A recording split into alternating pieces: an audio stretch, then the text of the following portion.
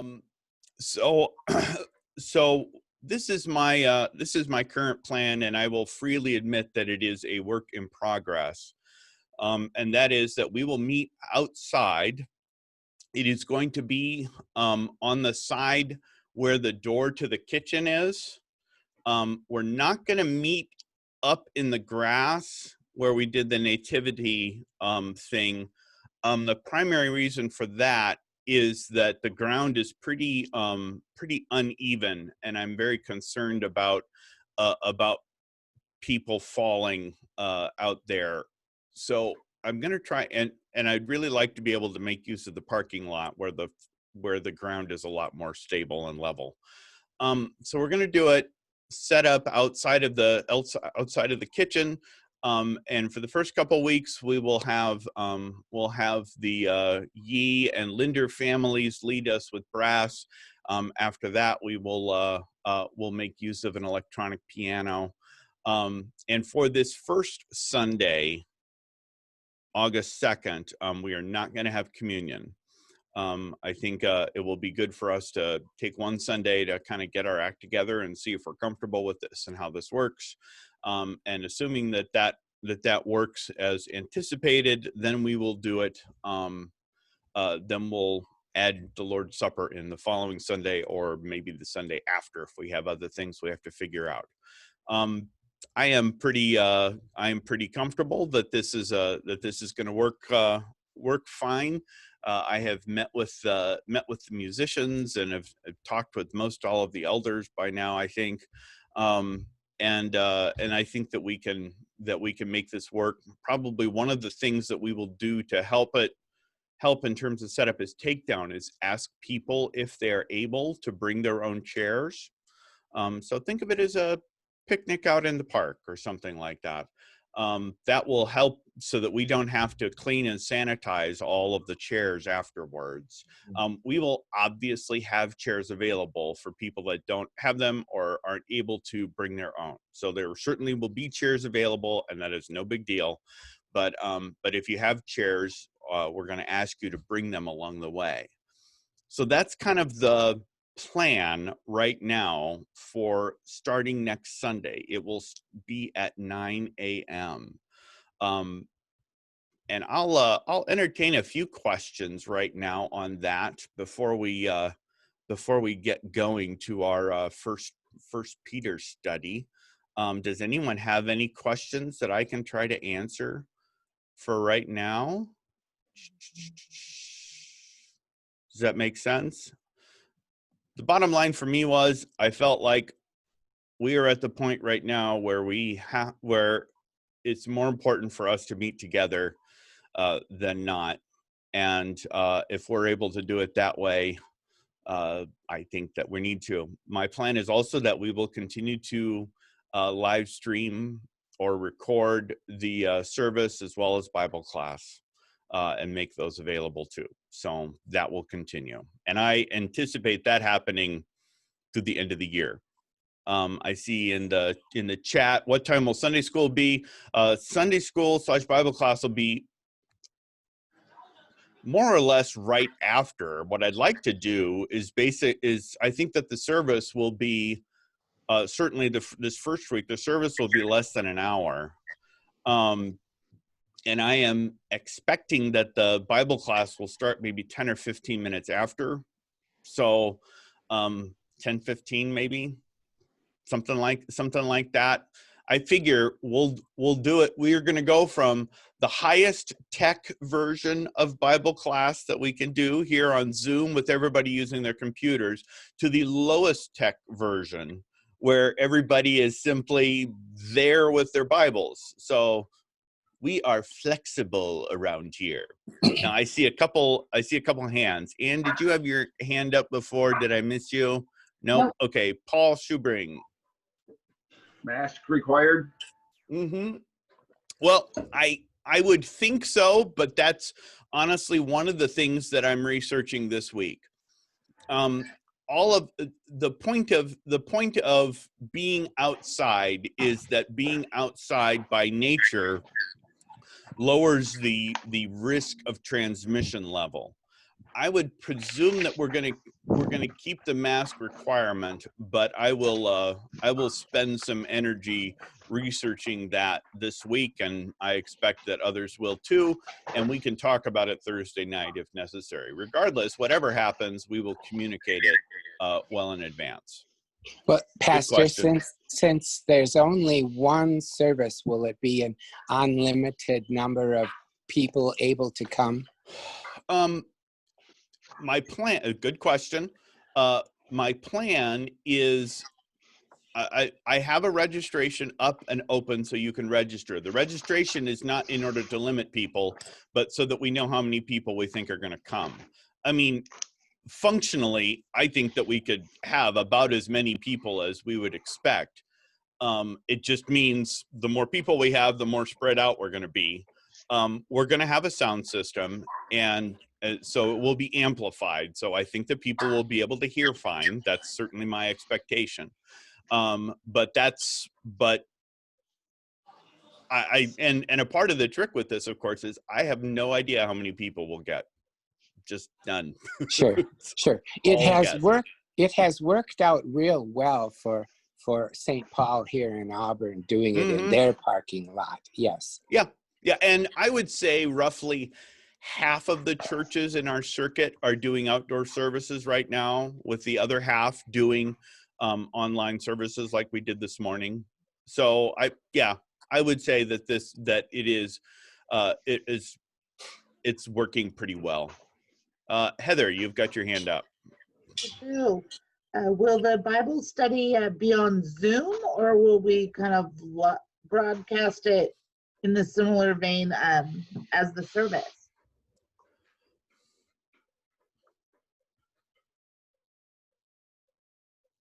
You don't have to have an answer right now. I don't know. But I'm thinking. Yeah, I that wasn't a oh, you're such a meanie for asking me that question stare. No, I'm thinking. I think that we can still have it available on Zoom and just use the, you're seeing me through the camera right now, so there's no reason why that couldn't be done through Zoom as well. That might require us to have a couple people kind of watching the Zoom room for questions or comments, etc. Because I don't think there'd be a good way for people that were in the Zoom room, that sounds fun, to really interact in that. I don't know, but more things to figure out. Good question. Are there any other questions? Yeah, I have one. All right. Because I don't want people to get their hopes up. Let me read from the latest directions for those counties under the watch list. All industry or sector guidance documents that have been issued to date, including all infectious control measures outlined in those guidance documents, including the use of face coverings, which is mandated statewide, apply in outdoor settings and thus must be adhered to. Yeah, and that was my expectation as well. Thank you. Are there any other questions or comments or thoughts at this point? All right, as I said, we'll kind of tackle whatever other questions come up along the way Thursday evening for sure. And I've got a couple other ideas for discussion topics for us. So stay tuned, and we'll get going on that as we are able. But let's look at the Bible for a while. I don't know about you, but I am ready to look at the Bible. So we are continuing our study of 1 Peter. And I, for one, have really found our 1 Peter study to be incredibly timely as we are kind of working through and continuing to really wrestle with what does it mean to be in the United States as a church at this time, because there's just a lot of questions that we've got. So what we did before on July 4th and 5th before I left was we looked at this section on be subject to the Lord's sake to every human institution, and we kind of went through that through verse 17. So after this, then moving to 1 Peter 2:18, after this, we see Peter really kind of starts to flesh this out for specific people or specific roles, or I'll say either we could call it either vocations, callings, or maybe stations, place. Yeah, either vocations or stations or place. Okay, so here, 1 Peter 2:18-21. Servants, be subject to your masters with all respect, not only to the good and gentle, but also to the unjust. For this is a gracious thing, when, mindful of God, one endures sorrows while suffering unjustly. For what credit is it if when you sin and are beaten for it, you endure? But if when you do good and suffer for it, you endure, this is a gracious thing in the sight of God. For to this you have been called, because Christ also suffered for you, leaving you an example that you might follow in his steps. And after reading this, I think that we did talk about this a little bit, at least before I left. So he starts out with servants or slaves, because that's really the term there. Slaves, servants. What is be subject, and that's our word to that's also closely connected to the word submit. That is, put yourself under your masters with all respect. And I've got a section underlined here because it is so stark. Not only to the good and gentle, but also to the unjust. So Paul, or Peter rather, encourages servants, and there's also an implication there, servants as Christian servants, to be subject to your masters, not only to the good ones, but also to the bad ones. And in order to really kind of get at this a little bit, we also have to recognize, why would someone be a translated here servant, but translated elsewhere that term really is slave? Why would someone be a slave in the first century world? Well, there are a couple of categories or ways that might happen. First of all, you might have been a part of a conquered nation. So, for instance, when Jerusalem was destroyed, and in 70-ish AD, and they came back to Rome, they brought a bunch of slaves back to Rome. That was quite common and normal. Is if you conquer another land, a part of what you do is you take slaves back with you. Notice I'm not justifying this, I'm describing this. But the other way that people often ended up in indentured servitude or forced service was through debt. Was that you could be forced to enter into some kind of servitude or service as a result of debt, either your own debt or paying the debt of another person, another family member, something along those lines. And so servitude, on the one hand, obviously has an exceedingly negative connotation for us, and rightfully so. It was also a part of the culture in the first century world, where this is a part of what kind of maintained cultural and societal stability. Now, it did so at the expense of some people, no doubt about it. But that was nevertheless a part of it. And so the way that the New Testament treats slavery is quite nuanced. It's not as kind of nice and simple and clean as we might like, because there is a recognition here that may be a good and right and necessary place for you to be. If you're paying off a debt, you're paying off a debt, and so that is something that you owe. The question isn't, so Peter doesn't try to answer the question of why are you a servant? He answers the question of, he sort of recognizes you are a servant. Now, how do you act as a Christian in this context? That's kind of what he's trying to get at. Does anybody have any questions or comments on that at this point?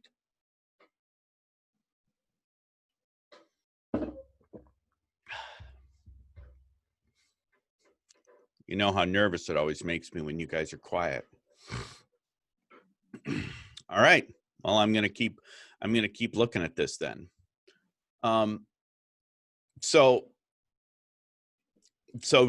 we are as Christians to be subject to both the good and the evil, the just and the good and gentle, but also the unjust. And then he kind of gives this thing, which is an interesting little conversation on suffering that Peter comes back to time and time again, and that is suffering as a result of your own wrongdoing is not a Christian virtue.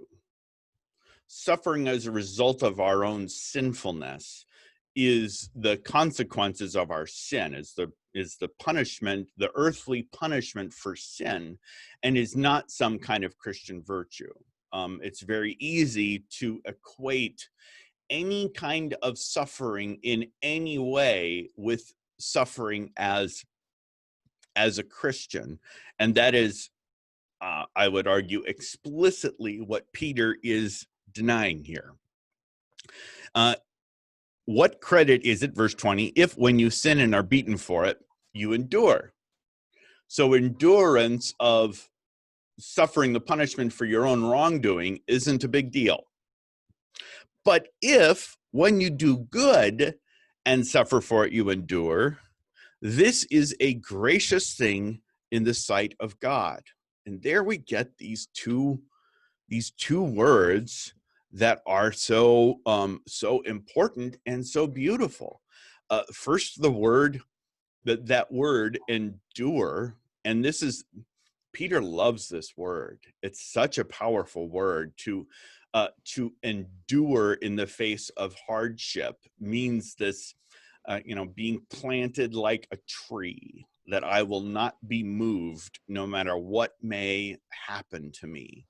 And that this is a gracious thing. That is to say, God looks with favor upon this endurance.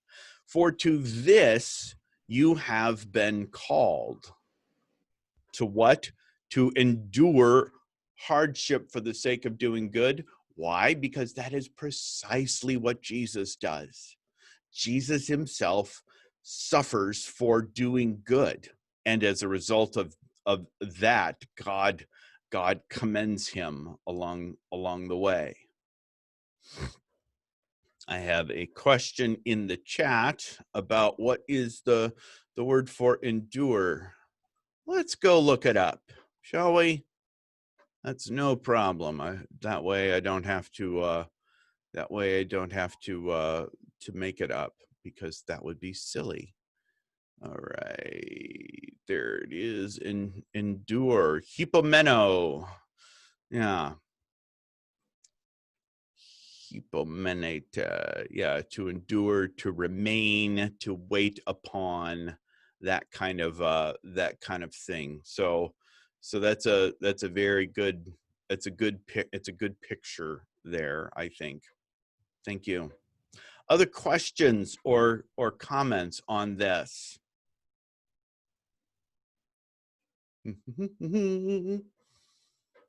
All right.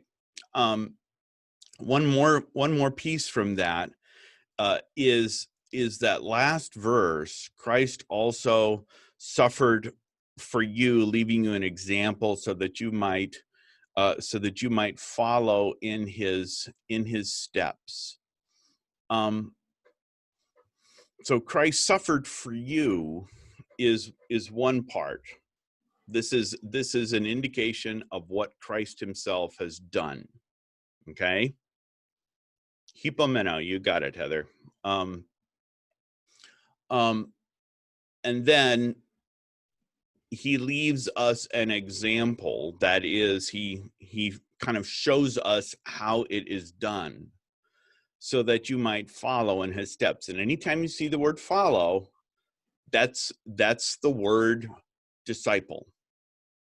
So that you might follow in his steps. That is, you might be his disciple. How? By doing what is good and right and bearing whatever consequences there might be for it. This is something that has, I think, some interesting consequences or interesting implications when we talk about suffering as a Christian today. And there's an interesting parallel between this and civil disobedience. We've maybe talked about this a little bit before. The concept of civil disobedience, at least in American history, is I am going to do something that I know is illegal because I believe that the law is unjust. And so in order to do something that is illegal, because I know that the law is unjust, I will therefore also endure whatever legal consequences there are to that civil disobedience. Do you follow me on this? So that was kind of the that was a huge part of the civil rights movement, was the notion that we will do these things and we will suffer the consequences for them because of the rightness of our cause. Okay, this is a part of what I think is missed when we talk about civil disobedience today. Is we kind of want civil disobedience without consequences. Well, that's not civil disobedience. That's just breaking the law. Now let's take that concept and kind of talk about that from the perspective of a Christian. As a Christian, my role is not to overthrow the government because I dislike something that they're doing or saying. There is this line, and it is not always an easy line to find, but there is absolutely a line where if a government commands me to do something that is sinful, I can't do it because it is sinful. But that also means that I have to be willing to suffer the consequences for breaking that law. And that, I think, is a part of what is so tricky about things today, is that none of the things that we do here are just about me, or even just about me and you, but have implications for the whole church. Now this is a bit of a, I don't know if rabbit hole is really even the right term. It's probably not fair, but this is, I think, a part of what is so interesting and challenging for us to be thinking through the various governmental mandates about health and safety right now. Is we meaning Holy Cross have taken a very intentional stance to say we are going to do the best that we can, as best as we are able, to uphold the laws of the land, and to be obedient to them. And so we have done that, and I would argue to an extremely careful degree.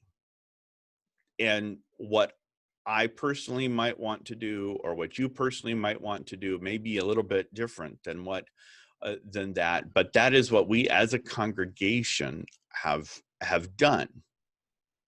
Everybody's with me so far. Where that becomes tricky, I think, is trying to wrestle with that question of what precisely are the things that the government asks us or commands us to do that are sinful and wrong. What precisely are those things, and how clear is it that this is something that we have to that we have to do? And so Rick asked the question, did the Destiny pastor break the law? I think that's a great question. And there are plenty of other pastors and churches here in California that are doing varying levels of either ignoring or defying the mandates. And so there are lots of layers to that. One, you might have some legal questions about whether the governor has the authority. Two, you could say, as Heather just did in the chat, he's not following the guidelines and the public health orders. The underlying question behind that is, does the state, is the requirements that the state's putting up, are they actual guidelines or are they requirements? Because my read of them is that they say guideline, but they really mean requirement. And how does one establish those things as a Christian? That is precisely my question. I'm not asking the question about what do I think as a citizen in the United States of America? That is not the question. This is Bible class. This isn't civics class. But what precisely is going on as a Christian, and how do I carefully, mindfully, faithfully, and intelligently kind of move forward from here? And I think that's a part of what Peter is trying to do here, is to say, if you're gonna suffer for doing good, make darn sure that you are actually what? Doing good. and not simply tired or whatever it might be. And obviously I'm talking to myself as much as I am to you all.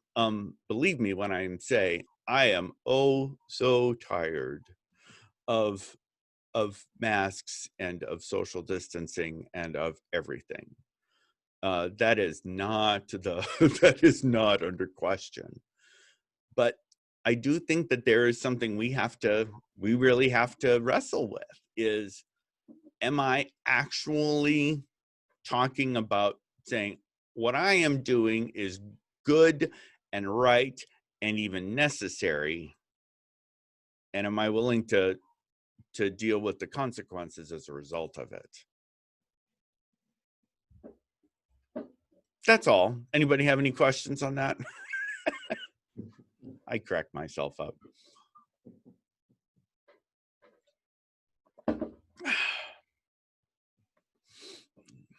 Nobody is going to bite on that. Wow.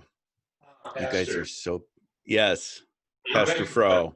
I guess my question is this: is there such a thing as an emergency where normally, let us say, I will wear a mask, I will do this, I will do that, I will maintain social distancing for the benefit of the neighbor?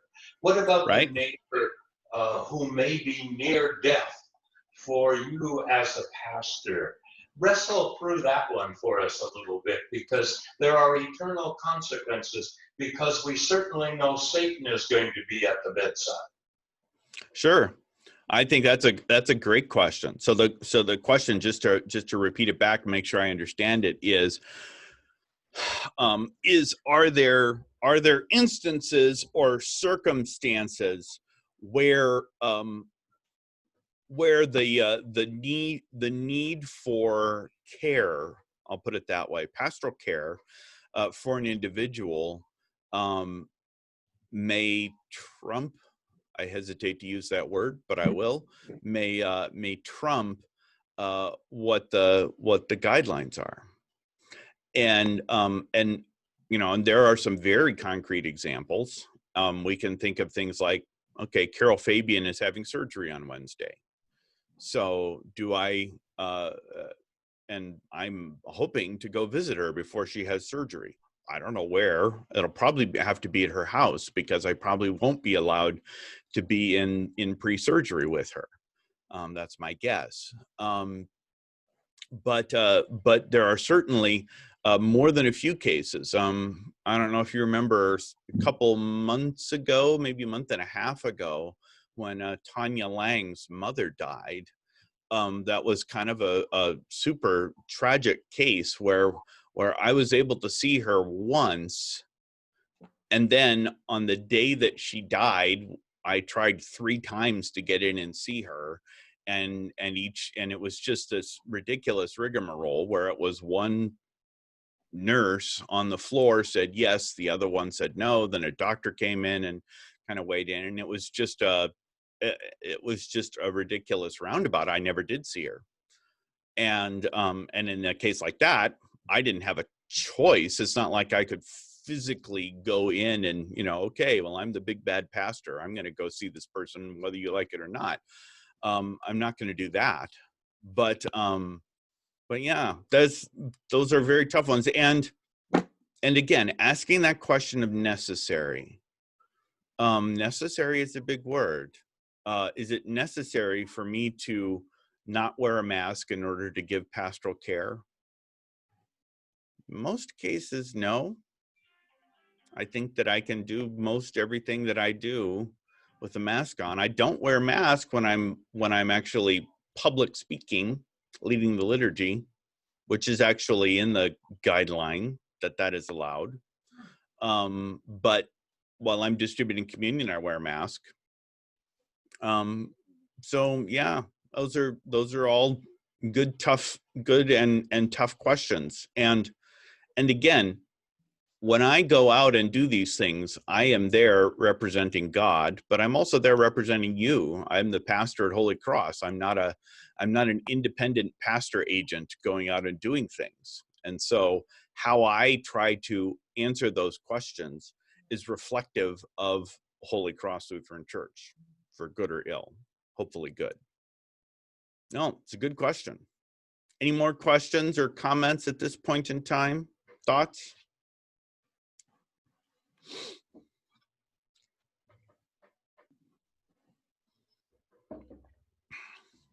This is Howard. Howard, please.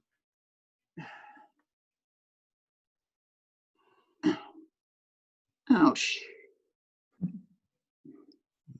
There's Ada. I'm not quite hearing you, Howard.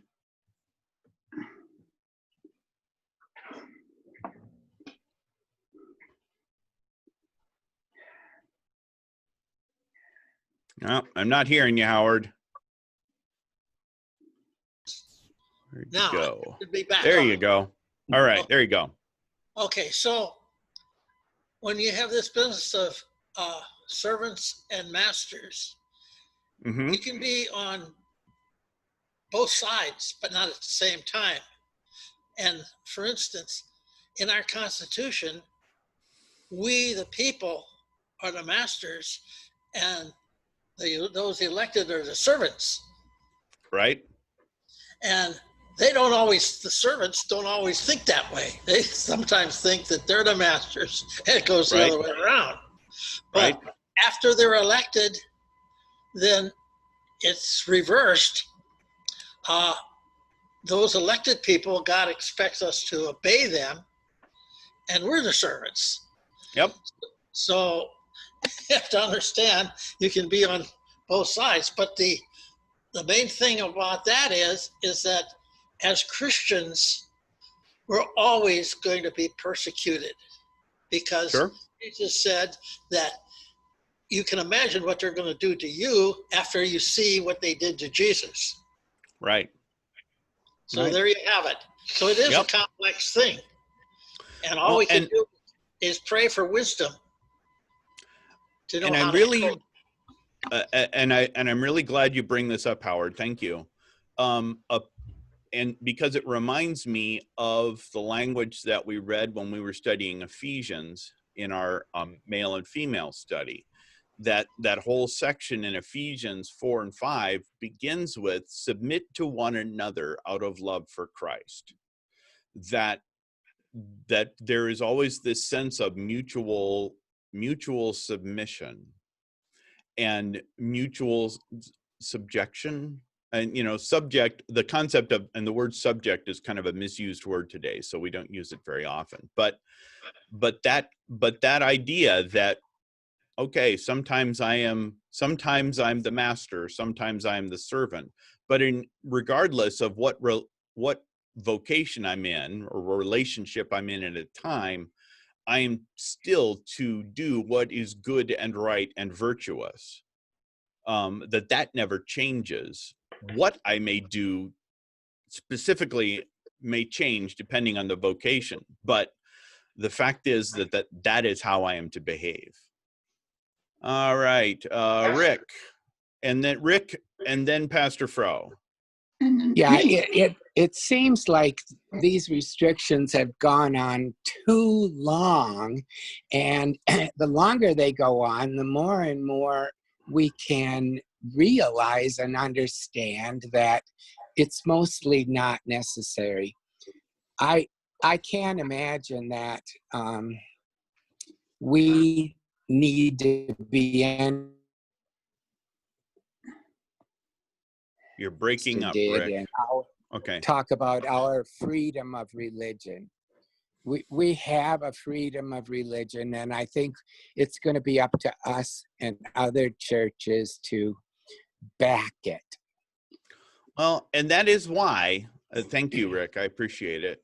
And that is why I keep saying we've got to handle these things carefully and circumspectly. And okay, I'm willing to go through some stuff and worship outside for a while in order to be able to worship. We can do that. Okay, that's a bit of a pain, but we can do that. So let's do that for the month of August, and then we'll see what it looks like, and kind of continue to act act carefully and out of love, and not simply react because I'm tired of it. That's kind of that's what I keep telling myself. I'll put it that way. All right, Pastor Fro, you had a comment in there too. Yeah, I sometimes people put the Apostle Paul and the Apostle Peter in opposition to one another. And having spent the last couple of weeks looking at Romans 8 in depth, I am so amazed at how profoundly similar both Peter and Paul are in regards to suffering, in regards to our hope, our expectation, our faith. All of this is put together in the cross of Christ and the context of eternity. And I think when we look at this from our perspective, it is as the writer of Hebrews says, all suffering for the present seems unending, just impossible. Right. Right. Then he adds, later it yields the peaceful fruits of righteousness. And especially in the context of God working all things together for good, we don't know how God is going to work this. And I think sometimes, and I certainly include myself in this, I get so frustrated at all these impositions that I focus on them rather than the promise that God is working, even in the midst of this, to bring good out of what appears to me to be endless government, bureaucracy, and might I even add evil. Thank you. Thank you. I noticed you try to kind of sneak some extra bit of sermon in there. Don't think that we missed that. We caught that in there, but that's okay. We'll allow it this time. Ada. Epilogue. Yes. I have noticed that single people in isolation, especially the elderly and their children, say, stay in your home, don't go outside, only for walks. My brother-in-law and sister-in-law that live in Sun City, Roseville, they have adhered to that, and I can see their mental capacity going way down. And other friends that I've talked to, they say, we're not thinking like we did. It's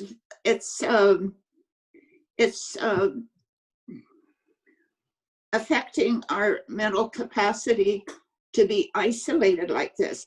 I am not, for myself, I don't want to live in fear, and I'm very careful when I go out, but I do go outside my home to do my marketing. I'd rather do my own marketing. I don't do takeout or prepared foods, but I do my own food. But I do go out to the market and take care of my things. So that's the way I look at it. If you're careful, you don't have to just be isolated in your house. Thank you. And that is something that I will absolutely resonate with. I don't know if you guys remember this, but about 1,000 years ago, I think it was actually like 7 months, but about 1,000 years ago, I spoke at a mental health conference that was in Indiana, and one of the main speakers at that conference was a psychiatrist, but also a pastor and a professor at Duke University Medical School. And he was doing an extensive study on the role of isolation and community and its connection to mental health. And to make a hour-long lecture a few minutes, unsurprisingly, he found that mental and emotional health are intimately connected to community, that we need other people, that is how we are created, and that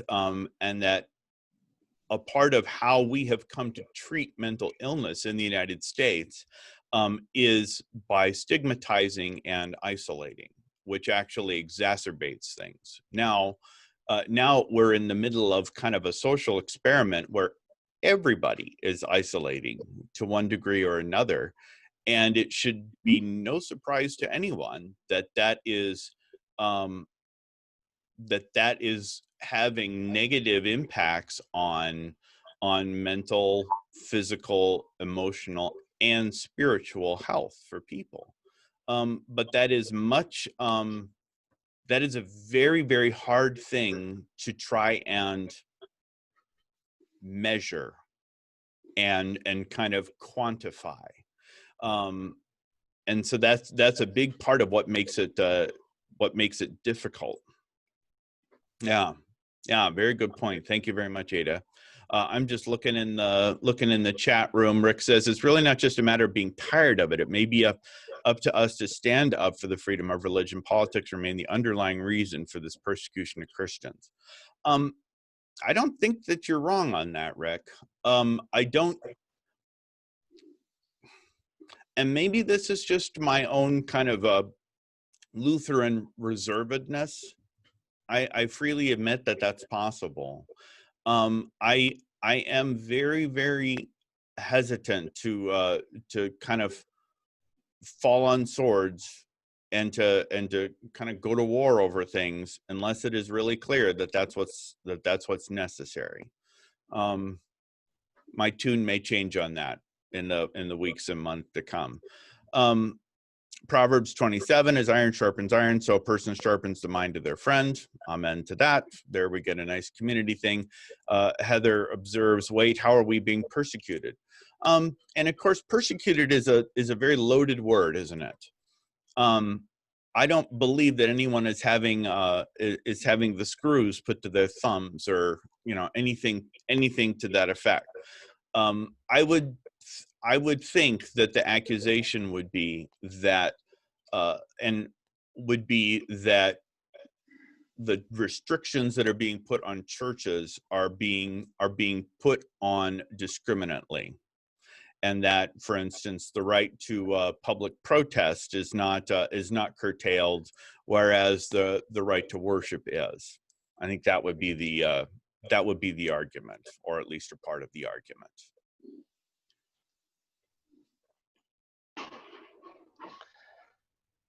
All right.